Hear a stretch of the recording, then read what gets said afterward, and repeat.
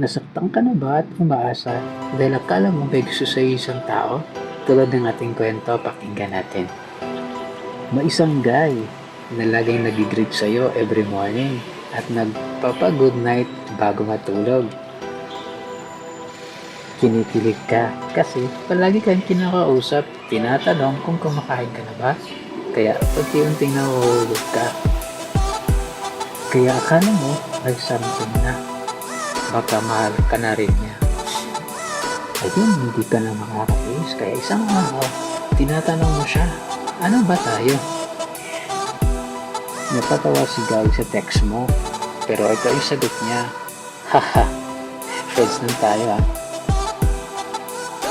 Ayun, napuntada lahat. Akala mo, saklap.